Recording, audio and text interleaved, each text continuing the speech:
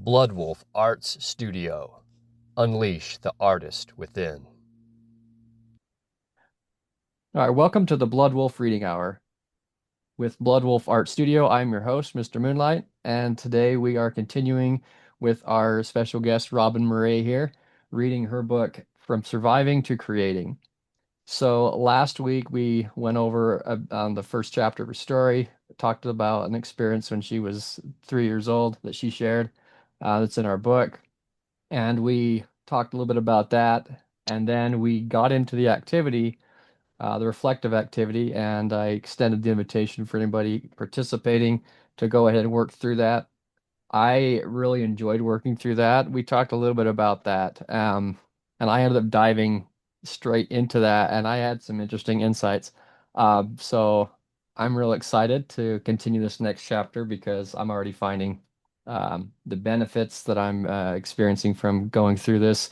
And just thank you again. Before we get started, is there anything else you wanted to chime in or? No, I'm looking forward to going over this next chapter with everyone and seeing how I can walk beside you. Perfect. All right. Go on. Okay. Chapter 2. Where there is truth, there is transformation. The day I said no more. This story will provide perspective. It is a truth and a transformation, which again leads back to choice and creation of the new.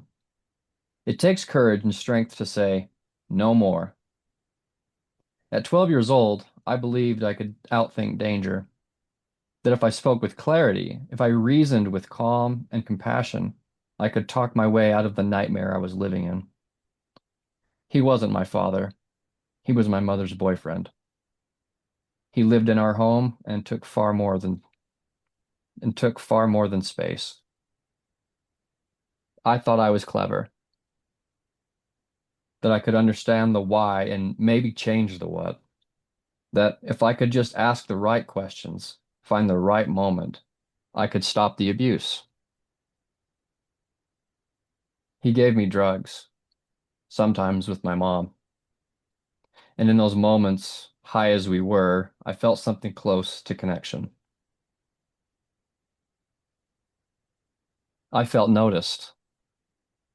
In a life marked by absence, that attention, no matter how warped, became a kind of currency. A cost I believed I had to pay just to survive. But even in that chaos, a voice inside me refused to die. A small but steady truth whispering, this is not love. This is not safety. This is not who you are. Oof, I just got chills.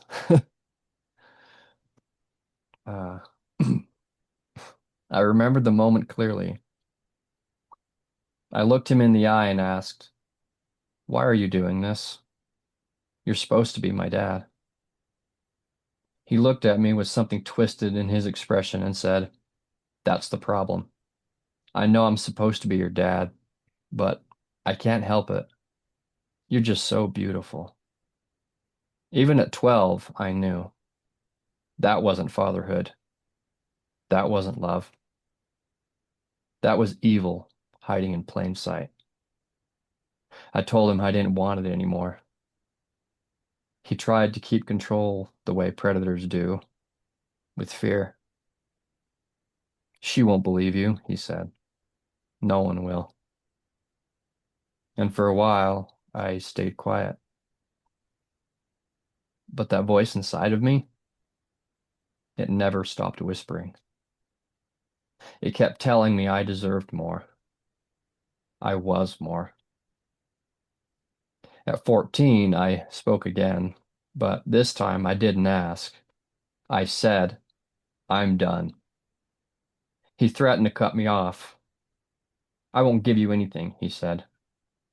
I looked him straight in the eye and answered, I don't want anything.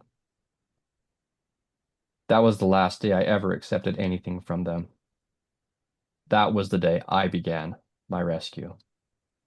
The day I reclaimed my body, my mind, my future. Soon after, he gave my mother an ultimatum. It's her or me. She chose him. And that's how I entered foster care. Not as a victim, but as a survivor. Not as a broken girl, but as a warrior who had already made her first brave choice. Because resilience doesn't always scream. Sometimes it's a whisper. No more. Sometimes it's the steady, quiet voice that says, I will not forget who I am, even if everyone else does. And I never did. Oof. Short chapter, but powerful chapter. Yeah, man, there was a few spots I almost felt to just, I don't know, there was a lot there. I mean, I've known you for a bit, but this is something in your story I have not known. I mean, this is something, for that age, that's huge. That's powerful. Um, yeah, is there anything you wanted to expound on a little bit? I just know that I mean, there was that spot I told you, stopped for a second, I got chills. Um, Well, one of the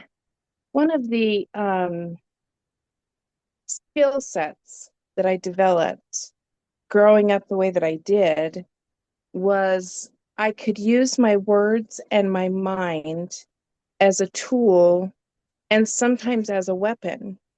hmm, I was very intelligent. I am very intelligent in the respect that when you're forced to have consistent situational awareness because you must know everything that's going on around you at all times, like a hypervigilance of awareness. yeah, You become very observant about what's happening, how people show up, what's deemed danger and what's deemed safety. Is the fact that animals communicate with each other and with us more as far as body language is concerned. And when I go to stand up and I walk to the space where my dogs have a treat, I don't have to get the treat out. They already know what I'm doing there. It's the routine, right? It's the awareness. Oh, they paid attention. She's walking to that spot. I'm probably going to get a treat. When people do certain things, they're pretty predictable in what gets to come next most of the time. right. And so I would pay attention. And in doing that, I deemed myself a pretty smart person. I would say that I thought I could talk my way out of just about anything and or into just about anything. And Hmm. but at 12 years old, you're still just 12 years old. Yeah, your And view, you have experience of the world is so limited. yes, it is. And it, as much as I had already experienced in the 6 years that my mom had been with this man to that point, I knew that he was still too powerful for me. And so it took me 2 more years after that to step back into my power and say, I don't care. I've got to stop this. And if you look up what 14 is and what's happening in the human brain at that age, it's Yeah, a really pivotal moment in your life where you're not just mimicking and doing what the people are telling you around you, but you're starting to come into a sense of self and yeah, have your own thoughts and your own ideas and um, your own wants, desires, needs. And at 14, I think because I had tried once before, a couple years before, to stop what was happening, to do it again at 14, I was a little more courageous than I would have been. I am sure because I went into foster care, he felt like he won. Yeah. Yeah. But he didn't. He didn't win because foster care taught me a lot, and that's what the other chapters will show. So this may have felt like I had lost everything in the moment, but it was actually the beginning of gaining everything. Yeah. Yeah. And it's interesting. I don't know if you know this. I've studied a bit into psychology and child development. That's something I'm actually pretty um versed in a lot of areas. And the age that this stuff happened, that's it's almost a period of back to when you're a toddler again, except for it's a different kind of development, but it's a similar stage. Hmm. And um and it's just it's a very vulnerable, tender age, and it's also where you're developing a whole new sense. Hmm. And but even then, at 14, that's a lot. That's a big decision to make. But I mean, you can tell you started to recognize, okay, it's got to be more like, I don't know, there's like those situations where I can talk myself out of this, but like at some point you have to take action. But Hmm. and just like you emphasized in here, it's not loud. I think a lot of times it's not loud. It's a very subtle shift where um it's just something shifts, and in that just those quiet moments, it's like I feel like that's the times when the biggest changes happen, is it's very subtle and a small decision you made, which is what you did here, of like it doesn't have to be loud. And in fact, a lot of cases, it's not safe to be loud, especially in a situation like this. It doesn't work to be loud. You just very firmly, you're not antagonizing, just clearly and wisely choosing no, no more. Hmm. And I am ready to step into another direction. And the thing that I really resonated with here is the point where you said, where he was given the choice of, we're not going to give you anything. And you says, I don't want anything. Hmm. Because the moment you stop receiving from there, then the leverage goes away. Hmm. Yeah. And you're like, I don't care what it looks like. I've survived this long, and now I'm ready to choose into another thing. And I love how your reflection and the way that you've crafted this, because I don't know, I resonated so much with this, and I could feel it going deep so fast. Um, And anybody who's reading this at home, I just invite you to take your time and read it numerous times if you need to. If something feels deep, go through it numerous times to let yourself feel it, because it will serve you, because there's something there, and it's like a good meal. It's worth Hmm. digesting and taking your time to get the Hmm. value out of it, because I'm already seeing this in your book. The chapters aren't long, but they're rich. They're powerful for sure, and they're even more powerful when you can take the example in this chapter and shift it and alchemize it within yourself and your own story and see how it serves you. Yeah. Hmm. And I'm feeling like one of the big things that's standing out to me, and I will get to the activity in just a minute here, but it's like reflecting on those deep moments and noticing, reflecting on those small choices when you decided, when a person decides, um, I want something more, I want something different, and Yeah. I feel like even giving yourself some grace. It's like you were really in a tough spot, and give yourself some credit and Um, notice the little shifts. I had thoughts during that the whole time about what is the worst thing that could happen here, right? Well, he could kill me. He could kill my family. He could, because at 14, at 12, 6, 7, 8, 9, 10, 11, 12, 13, 14, that's how long it went on. And they, it's, they program, predators will program their prey to fear specific in specific spaces so that you won't get brave enough. to do something about it. But at Yep. the end of the day, at the end of it, he truly just was a coward. He was a coward that preyed on children, or specifically that me as a child. Yep. And it was when I didn't care about the result. The result felt safer than the reality that I was in. The possibility of what could be felt safer than what was happening already. And so for me, maybe he'll kill me, maybe he'll kill my whole family, but he won't do this anymore. Yeah.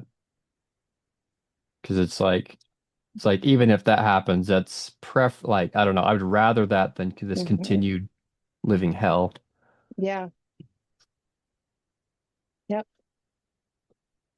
Okay. So I'm gonna go ahead and get the activity pulled up here Okay. and we'll walk through this one.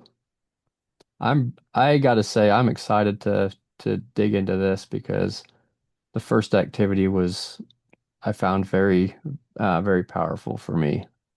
Good. Gave me some powerful insights. Okay. Oh man, this one definitely. I don't know. I guess you know a little bit about my background. Mm-hmm. This one feels a lot already. I'll go ahead and Mm-hmm. start this. So, reflection exercise, reclaiming your voice. Recall a time you felt silence, afraid to speak, unsure if your voice mattered. Now remember the moment that changed.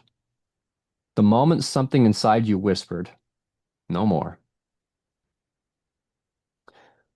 Write about it. And like this ties back to what I was just saying and just, taking your time to digest the chapter and sit with this. What did you feel in that moment? And I guess that'd be my coaching and I suppose probably yours too, is just let yourself feel it and be with it. But also know that many feelings can coexist simultaneously. I was terrified. I was also excited about the possibility of being free. Yep. And I was sad almost even because it's what I had known for 8 years. It is what I had known for 8 years. And what I knew in that moment was that I didn't want it, but it was because I had known it for so long. There was a grieving process of losing something, Yeah. even as messed up as that something was. So know that as you feel what that moment was for you, many emotions can play out simultaneously and all be true. And they can look conflicting. Yes. Like you just said, I can feel like I'm grieving this moment where I realized this goes away and also and simultaneously excited that it's going away Mm-hmm. and that's perfectly normal because Yeah. it's a moment of in-betweens and so a lot Mm-hmm. of things can be true at once and being clear about what you're feeling is well that's clarity and that's honesty. Yeah. Thank you for expounding on that. I feel like that's Mm-hmm. important. The next one is what lie did you stop believing? Um, And I somehow feel like that one would kind of clarify when you sat with those feelings where it's like, I don't know, because they rush around a bit.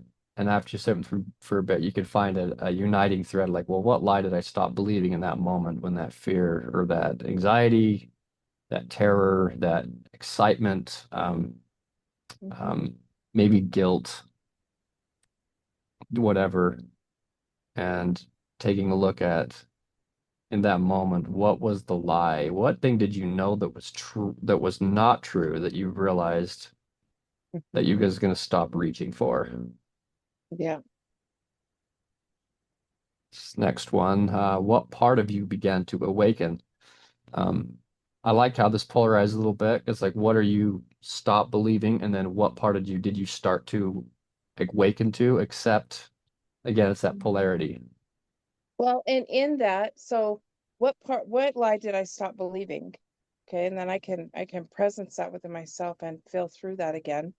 And then, but the reason why you go to what part of you began to awaken now is because you don't sit in the moment of the lie, the story, the feeling of that. You can acknowledge it, you can be with it, it's real, it's important, but then you get to move into the next step.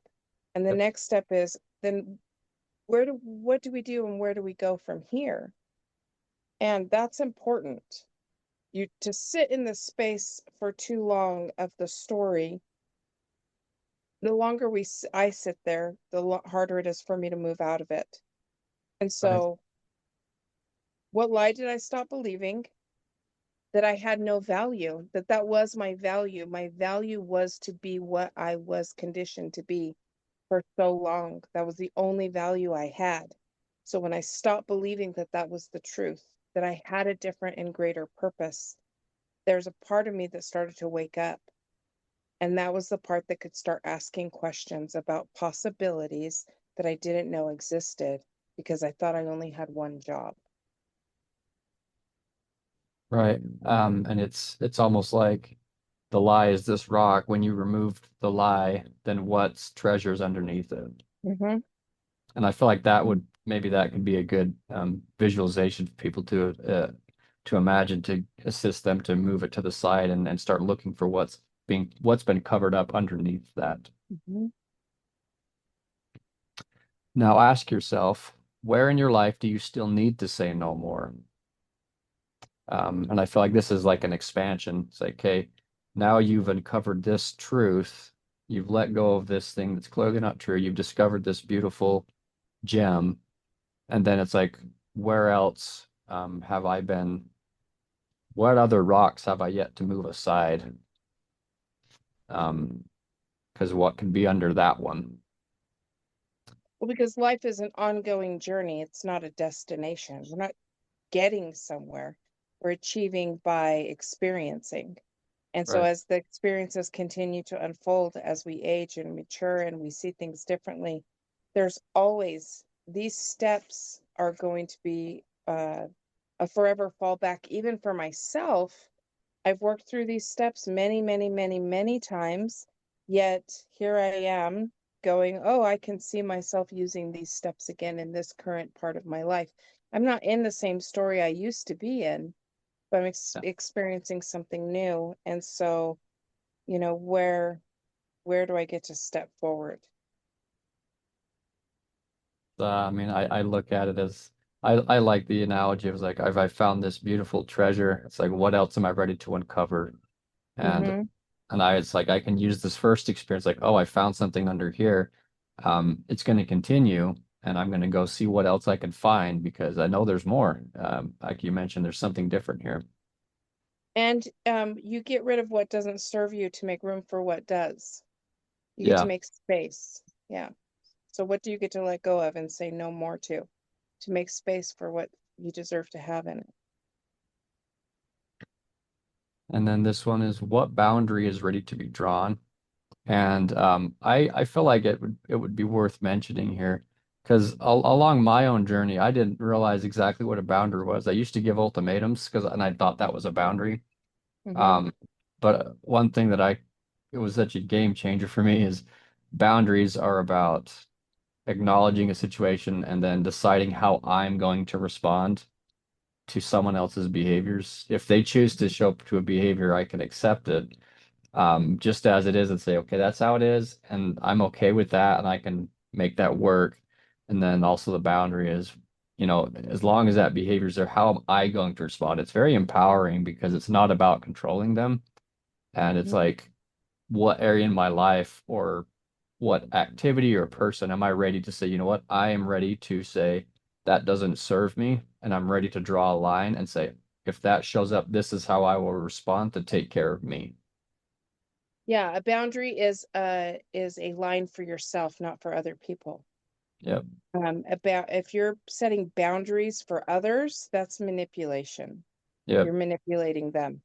A Yep. boundary is for me to say, I choose not to cross this line. Yep. I choose to show up in this way and not this way. That's my boundary. Yeah.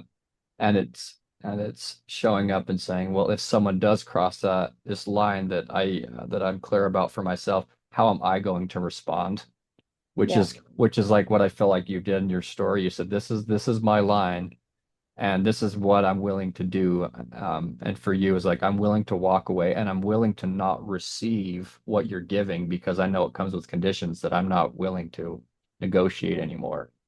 And in that moment, that was a boundary you set, and you walked away because and it had nothing to do with um, controlling them. It's just the one thing you do have power over, and owning that I have a choice, and my choice is to walk away and no longer receive something that comes with a condition that costs me my peace and my value, or you know, my sense of And so, self-worth.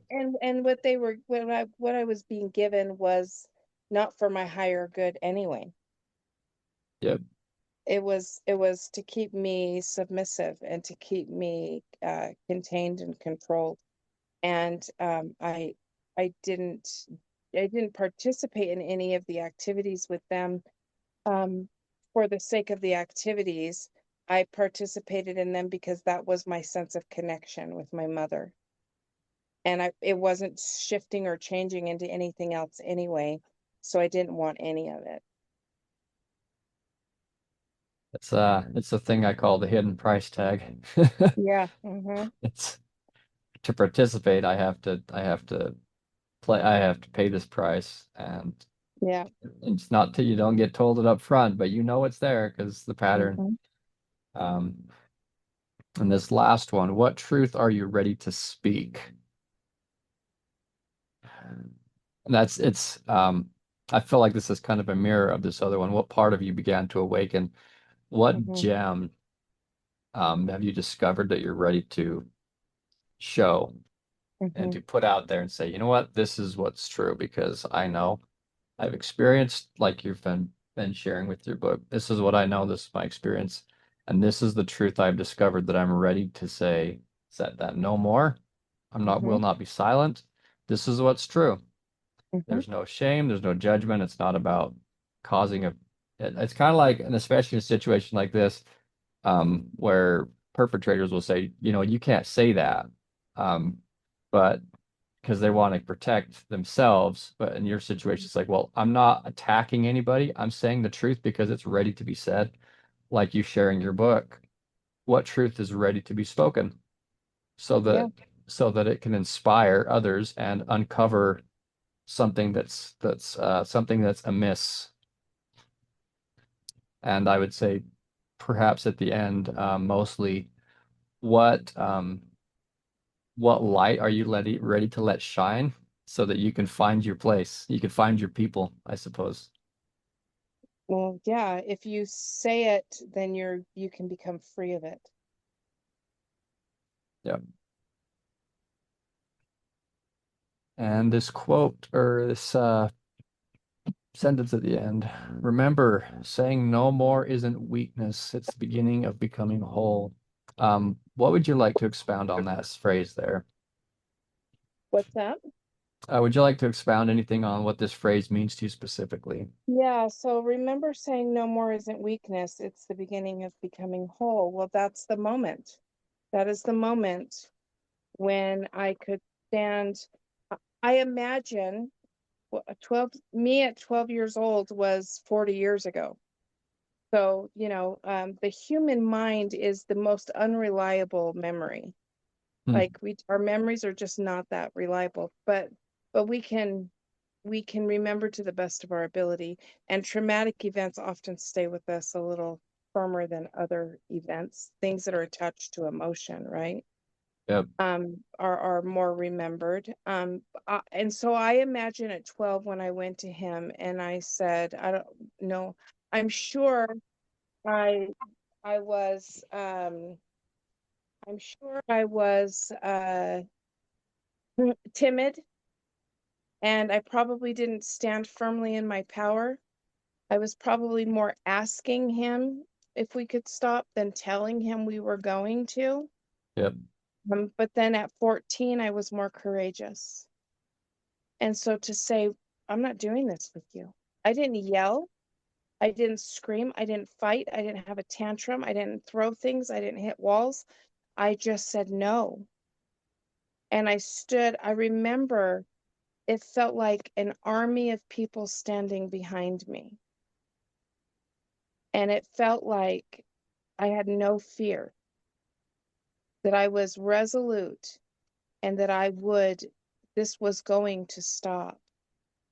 And I didn't care anymore about who knew or what was going on, or um so I am, when I say in here, it's the beginning of becoming whole. For me, that was the truth. That was the moment when I finally tapped into what I could create.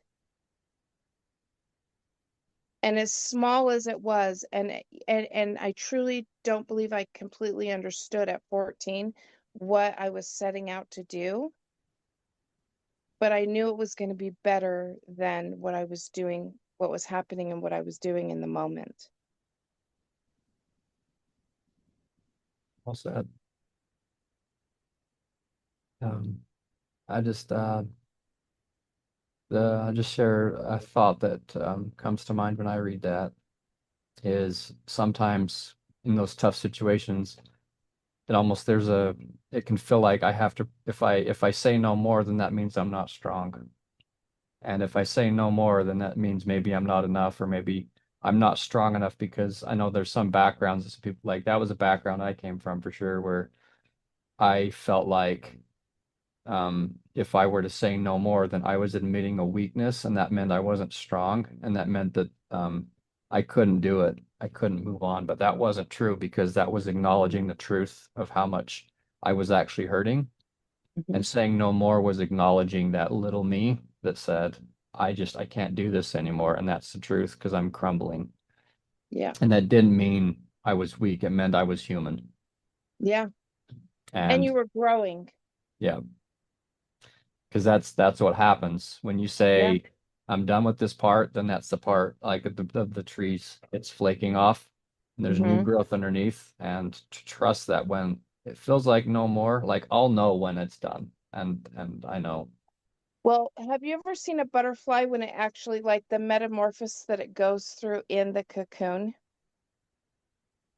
I'm not sure. So the caterpillar, everything completely dissolves into goo. Oh yeah. It completely becomes nothing of what it started out as being. And I don't know, but I can't imagine. I can only liken it to what it would feel like to me, because I'm not a caterpillar. But Right. that sounds very painful, doesn't it? I mean, I don't know the nerve sensory situation with caterpillars and butterflies, but to my mind, to my knowing, to my experiences, that sounds incredibly painful. Yeah. And so then you sit in a space of, okay, you're taking this, you're going to completely dissolve it, and then you're going to transform it back into something else. And then when you become that thing, when you come out of your chrysalis and you're standing in the sunshine again, a butterfly doesn't immediately take off and have it all figured out. It sits there, it fans its wings slowly and sometimes quickly and slowly, to dry them out, to become whole, to become strong, to be able to trust itself and rely on its new body parts that it's not familiar with, that it's never owned before. Yeah. And that's the same with us. As you set your boundaries, as you step into what is serving you now, what is the truth that you're ready to speak? What is new? What is it that you have grown into? And don't be afraid to say it. When my stepdad passed away a couple of years ago, I got a text from my mom with his picture. And I hadn't seen him since I was 14. Yeah. So she sent me that picture a couple years ago on my phone. And I called her and said, "Why would you send me this picture?" I knew exactly who it was. Older, but I knew who it was. And she said, "I've been holding on to it for a few days because I didn't know if I should tell you that he had a heart attack and he died." Hmm. I sat down on the floor right then while I was speaking to her, and I started sobbing hysterically, like uncontrollably crying, or body shaking, heaving cries. And I was in therapy at the time, and so I called my therapist, and I was like, something is wrong with me. Why am I so upset about this? Well, I have a younger brother that is his father, and he lives in the same state I live in, and so and his father lives in a different state. And so I always had this underlying thing of, well, what if he comes and looking for his son and I run into him one day, or what could that possibly look like? That possibly I wasn't crying in that moment because I was so sad he was gone, but possibly I was crying in that moment so uncontrollably because I was finally relieved that I didn't have to be afraid anymore, Hmm. even if it was subconscious. So sometimes when things come into our space, we don't always understand them immediately, but it's still our truth. The truth was I was crying uncontrollably. Maybe I didn't understand why, but it's okay. Be with yourself, trust yourself, get used to those beautiful new wings that you have because they're going to serve you. You just get to lean into knowing how to use them and what they're for, and know that your truth comes from inside of you. It doesn't have anything to do with the external world. Thank you so much for sharing. I I'm just looking at this. We got to start wrapping this up. But Yeah. I thank you so much for sharing that. That was so powerful. I trust that everybody listening and watching will take a listen to the rich experiences that Robin's sharing. Thank you so much. I feel like that's a beautiful note to end this on. And anybody who's continuing to tune in, um, I invite you to do this activity and to reflect on what you are ready to say no more to step into a new possibility, to acknowledge it, and be ready to find the treasure that's underneath there that's ready to be shown to the world. And just like the butterfly taking its moment to, take a look at it for yourself and see what you got, treasure it, and then be ready to share your light with the world, whatever you uncover, and move through this next moment as you continue uncovering so many things. There's so many things. And I like that you point out that these tools are tools that you walk through many times because, I mean, they're there. It's another tool in the belt. Mm-hmm. Um, so thank you, everybody, for tuning in. The holidays coming up the next 2 weeks, then Robin isn't going to be able to be with us for the next 2 weeks. And so I'm going to be It's like we had a technical difficulty right here at the end. So Robin's already gone now. I was able to jump back in this, but just what I was saying. So the next 2 weeks, then Robin's not going to be here with us. She's going to be doing some other things with the holidays. And so for the next 2 weeks, then I will be doing some seasonal stories on this Blood Wolf Reading Hour.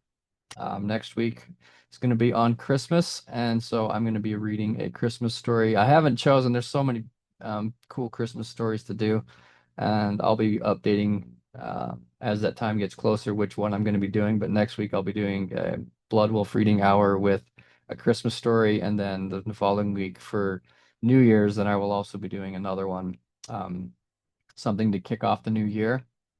And so tune in for the updates for what those stories are going to be. And I'm excited to have anybody tune in who's able to make it. So I just want to extend thanks again to Robin Maria for joining me tonight and walking through her book. And also, again, extend anybody to take a look at these activities from this book that we're reading together and to be ready next week with what we have next in chapter 3. And that will be on the 8th of January when we'll have Robin Maria again with us on our live stream. So remember to like this video, follow us on YouTube, Blood Wolf Arts Studio, as well as Facebook, where we're posting a lot of the social updates. We post the updates for all the videos we have going. Thank you again for tuning in, and welcome to my side of the moon.